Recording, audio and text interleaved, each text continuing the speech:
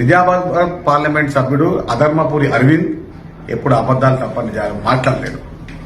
Congress party గురించి ఒంకర్ తింకర్ మాట్లాడుతూ ఉన్నాడు. భవిష్యత్తులో కాంగ్రెస్ పార్టీ రావడం కష్టం అంటున్నాడు. చిల్లర మాట్లాడే అరవింద్ ఒక మాట చెప్తున్నాను, రాజకీయంలో నువ్వు ఇంకా బచ్చగాని. అదృష్టవశాత్తు 2 సార్లు పార్లమెంట్ సభ్యుడు అయినావు. వార్డు మెంబర్కి ఉండవలసినటువంటి అర్హత కూడా నీకు లేదు. కాంగ్రెస్ పార్టీ గురించి మాట్లాడే అర్హత అసలే లేదు. దాదాపు సగం పైగా అసెంబ్లీలకు అభ్యర్థులు బీజేపీ పార్టీకే లేరు. అయినా కానీ మోటాబరి మాటలు, చిల్లర మాటలు, చిల్లర వ్యవహారాలు, రాజకీయం గురించి మాట్లాడే బదులు, కాంగ్రెస్ పార్టీ గురించి మాట్లాడే బదులు కొంచెం ఒక చిన్న చెప్తున్నా, వచ్చే 10 సంవత్సరాలు ముఖ్యమంత్రిగా యనమల రేవంత్ రెడ్డి గారే ఉంటారు.